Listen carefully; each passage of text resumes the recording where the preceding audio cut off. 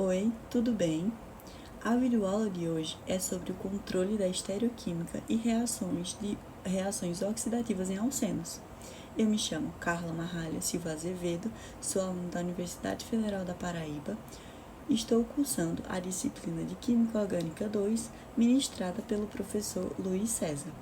Hoje abordaremos 3 temas centrais na química orgânica: o controle da estereoquímica, a hidroxilação de alcenos, a clivagem oxidativa de 1,2-dióis, e vamos aprofundar cada tópico com calma para entender o seu papel na síntese de compostos orgânicos. Então, vamos lá. O que é estereoquímica?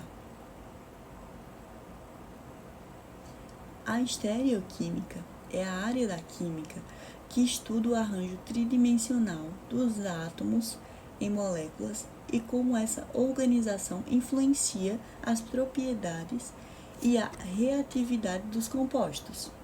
Mesmo quando duas moléculas têm a mesma fórmula molecular e os mesmos átomos estão conectados, a maneira como esses átomos estão distribuídos no espaço pode fazer com que tenham um comportamento químico e biológico completamente distintos.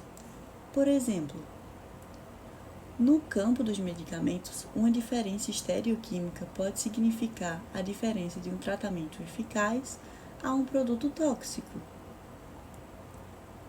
Para vocês terem uma ideia de como a alteração estereoquímica tem uma grande influência, sabe? Vamos entrar agora nos tipos de isomeria espacial. Dentro da estereoquímica, identificando 2 grandes tipos de isomeria espacial. A isomeria geométrica ocorre em moléculas com restrições de rotação, como os alcenos. A disposição dos grupos em torno da dupla ligação pode gerar um composto tipo cis ou trans, mais precisamente EIZ, para moléculas mais complexas. A isomeria óptica diz respeito a moléculas que possuem centros quirais e que podem existir como enantiômeros, ou seja, que é imagens especulares que não sobreponíveis, que não pode ser colocada ao contrário, no caso, ou de estereoisômeros, que são estereoisômeros não relacionados com imagem objeto. Compreender esses tipos de isomeria é essencial para prever a propriedade física, química e biológica dos compostos. O controle da estereoquímica em uma reação em síntese orgânica não basta apenas saber o que se forma, mas como se forma. Algumas reações são estereoespecíficas. A partir de um determinado reagente, forma exclusivamente um estereoisômero. Estereoisômeros seletivos favorecem majoritariamente um possível estereoisômero, que embora possa formar uma pequena quantidade de outro, está sob o controle da estereoquímica, crucial no processo farmacêutico e na fabricação de materiais avançados em síntese de moléculas bioativas. Então, assim, os alcenos, agora vamos entrar em outro assunto, que é os alcenos e sua reatividade. Os alcenos possuem ligações duplas entre carbonos, o que confere a eles alta densidade eletrônica. Essa dupla ligação é relativa. Assim, precisei mudar a posição da câmera porque acabou que meu celular estava caindo aqui do suporte e foi isso. Inclusive, desculpa, pessoal, por isso, mas vamos voltar ao assunto, né? Que é a hidroxilação de alcenos. A hidroxilação de alcenos é uma reação no qual 2 grupos de hidroxila, que no caso é o OH, são adicionados aos carbonos de uma dupla ligação. Esse processo transforma o alceno em 1,2-diol, ou seja, uma molécula com 2 grupos OH em carbono adjacentes. Essa transformação é altamente valorizada porque abre caminhos para as outras modificações químicas. Então, podemos entrar nos tipos de hidroxilação, que existem 2 tipos principais de hidroxilação. A antihidroxilação, os grupos OH são adicionados em lado oposto às moléculas, adição trans, e assim oxilação, que os grupos OH são adicionados do mesmo lado da molécula, adição cis. A escolha do reagente e das condições a qual a hidroxilação ocorrerá. A escolha do reagente e das condições determina qual tipo de hidroxilação ocorrerá. A nossa, essa palavra é complicada. A antihidroxilação, o mecanismo. Nesse processo, o alceno reage com o perácido, como ácido metaclorobenzênico, o MCPBA, formado um epóxido, um anel de 3 membros com átomo de oxigênio. A abertura do epóxido é realizada por um agente aquoso, geralmente a água ou ácido diluído, levando à formação do diol trans. Esse método é eficaz para transformar em alcenos 1,2-dióis de maneira seletiva. E assim, hidroxilação, reagentes e condições para obter dióis cis, utilizamos reagentes que permitem a adição simultânea do grupo OH ao mesmo lado da molécula. Os principais métodos são o uso de pergnato de potássio, o potássio, magnésio O4, diluído e frio, que evita oxidação excessiva.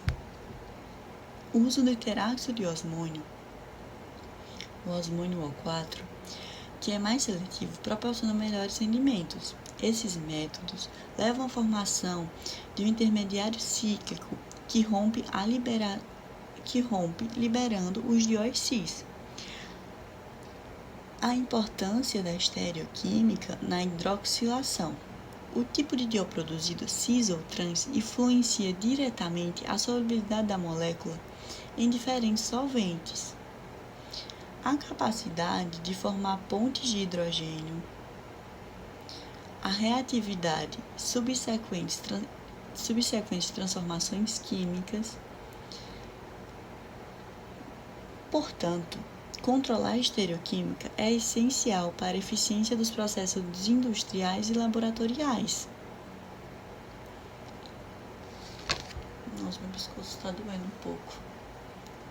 A clivagem oxidativa de 1,2-dióis ocorre quando dióis vicinais são submetidos a condições oxidantes fortes. Essa reação quebra a ligação carbono-carbono entre 2 átomos que originalmente carregavam os grupos OH. Os produtos finais são compostos carbonílicos, aldeídos ou cetonas, dependendo da natureza dos carbonos envolvidos. Gente, eu vou deixar um slide aqui na descrição do vídeo com um data show, um slide que eu fiz que aí fala melhor do assunto. Vocês podem usar o material para estudo também, tá bom? Os reagentes comuns para a clivagem oxidativa são mais utilizados para romper os dióis. Os agentes oxidativos mais utilizados para romper os dióis são, vou dar aqui alguns exemplos para vocês. O peróxido de sódio, aplicado em solventes aquosos ou alcoólicos. O ácido peródico, muito usado para clivar açúcares e polóis. O tetraóxido de ósmio, seguido de NaO4, uma combinação potente e seletiva. Esses reagentes reagem especificadamente com dióis cis, formando intermédio. Gente, desculpa novamente, mas eu precisei pausar o vídeo para poder colocar o celular para carregar, que ele tinha descarregado. Então, assim, vamos continuar. Esses reagentes reagem especificadamente com dióis cis, formando intermediários cíclicos que se rompem, liberando os carbonílicos. Os mecanismos simplificados da clivagem. O mecanismo da clivagem oxidativa segue em três etapas principais. O agente oxidante coordena simultaneamente os dois grupos OH, formando um intermediário cíclico instável. 2. O anel cíclico colapsa, rompendo a ligação carbono-carbono. Cada carbono da ligação original é convertido em um grupo carbonila, o carbono ligado a uma dupla O. Esse processo é altamente seletivo para 2 dióis. É muito utilizado na determinação de estruturas moleculares. Um exemplo prático é a clivagem de etileno-glicol. Se aplicarmos o HLO4 ao etileno-glicol, cada grupo H está em um carbono diferente. A reação resulta em duas moléculas de formaldeído. Já em dióis com carbonos secundários, o produto seria cetonas. Esse tipo de reação é crucial nas análises estruturais em síntese de compostos com a menor massa molecular. Então, assim, quais são as aplicações práticas das reações que a gente estudou? Eu vou dar aqui alguns exemplos, que é a reação de hidroxilação e clivagem tem muita importância. Uma delas é o que? A síntese de medicamentos e fármacos ativos, a análise e estruturação de açúcares em bioquímica, a preparação de precursores em síntese orgânica complexa, o desenvolvimento de novos materiais poliméricos e biopolímeros. Essas transformações químicas são chaves em áreas da biotecnologia, como farmacologia e até a química verde.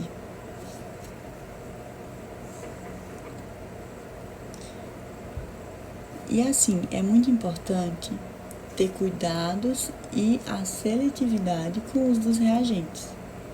Cada reagente possui particularidades. O OSO4 é mais seletivo, mais tóxico e mais caro. O potássio manganês O4, diluído e frio, é acessível, mas requer atenção para evitar reações secundárias. O cálcio marinho, no caso, o mesmo componente concentrado e quente pode promover oxidações excessivas até ácidos carboxílicos. Portanto, o controle das condições da reação é crucial para o sucesso e a seletividade no processo. Para concluir, é necessário entender o controle da estereoquímica e os mecanismos de oxidação de alcenos e dióis, que é muito essencial para qualquer químico orgânico. A correta escolha dos reagentes e dos conhecimentos profundos dos mecanismos garantem a obtenção dos produtos desejados em alta seletividade e eficiência. Esses conceitos formam a base para a síntese racional dos compostos complexos essenciais e em diversas áreas da química aplicada.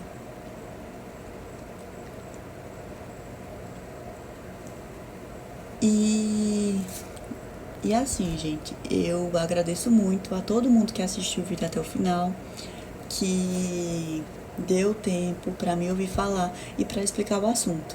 Eu preferi tentar falar assim o assunto e fazer vocês entenderem do que só jogar um monte de conteúdo e vocês não absorverem nada. Então, assim, eu vou deixar o slide aqui na descrição do vídeo, que vai ter todo o assunto detalhado e os tópicos que eu fui falando pra vocês não ter que ficar pausando a videoaula e tentando entender. Mas eu também indico vocês estudarem por outras videoaulas, porque eu não sou uma pessoa formada e tudo que eu expliquei eu absorvi na sala de aula. Então, muito obrigada pela atenção. Eu espero que vocês fiquem bem. Um abraço.